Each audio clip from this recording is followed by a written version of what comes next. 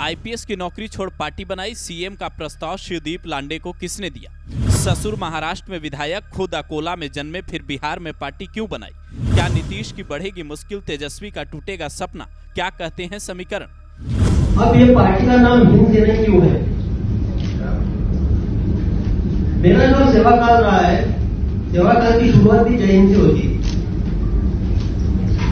ये हैं बिहार के फेमस आईपीएस शिवदीप लांडे। इन्होंने अपनी राजनीतिक पार्टी बनाई है, नाम रखा है हिंद सेना, जिसके बाद से कई तरह की बातें चर्चा में है। लोग ये भी पूछ रहे हैं कि मध्य प्रदेश के रहने वाले शरद यादव ने जैसे बिहार में अपनी सियासी जड़ें जमाई, क्या वैसा ही खेल महाराष्ट्र के रहने वाले शिवदीप लांडे कर पाएंगे? बिहार के राजनीतिक इतिहास में एक नई पार्टी का नाम शिवदीप लांडे ने जोड़ दिया है।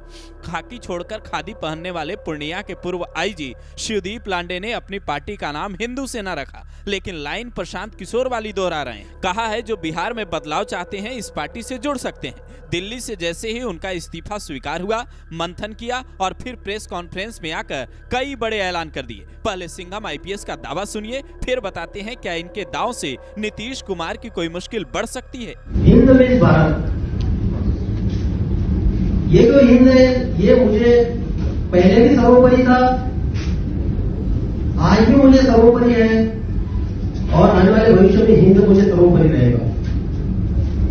दूसरा जो वर्ड है सेना, जो सेना ये शब्द है, इस पार्टी के माध्यम से मैं उन जवानों की तलाशों में हूं जो सेना के जवान, हिंद सेना का जो जवान है, जो कार्यकर्ता है, वो बिहार के हक के लिए लड़ेगा। इन्होंने पार्टी का नाम, उसका मकसद और भविष्य सब 2 लाइन में बता दिया। लेकिन सवाल है, बिहार के अपराधियों की हवा खराब करने वाले शिवदीप लांडे क्या वहां की सियासत को सही तरीके से समझ पाएंगे, या बिहार के पूर्व डीजीपी गुप्तेश्वर पांडे की तरह इनका हाल हो सकता है, जो सियासत में आते आते रह गए थे। हालांकि उन्होंने पार्टी का ऐलान नहीं किया था। इन दिनों कथा सुनाते हैं।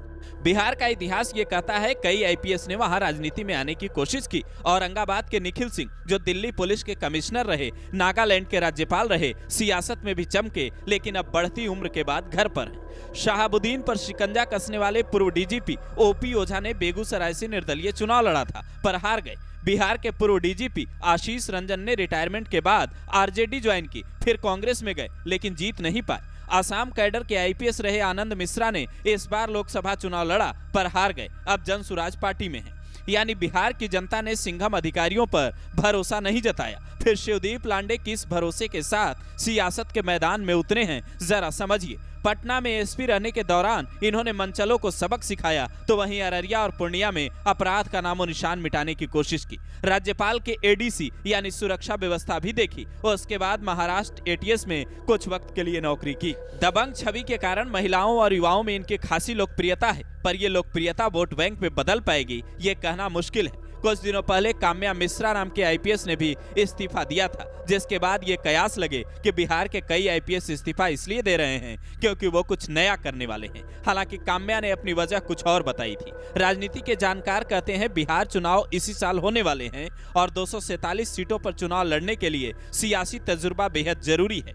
महाराष्ट्र के अकोला में जन्मे शिवदीप लांडे को इस क्षेत्र में ज्यादा मेहनत करनी होगी। हालांकि इनके ससुर विजय शिवतारे पहले से सियासत में हैं। शिवसेना शिंदे गुट में पुरंदर से विधायक हैं, जिसका फायदा इन्हें मिल सकता है। लेकिन ये वक्त बताएगा, खाकी छोड़कर खादी पहनने वाले शिवदीप लांडे सियासत में सूरज की तरह चमकेंगे या पहले चुनाव में प्रशांत किशोर की तरह बिखर जाएंगे। फिलहाल नीतीश और तेजस्वी को कोई खास खतरा होता नजर नहीं आ रहा है। आपको क्या लगता है? कमेंट कर अपनी राय भी जरूर दें।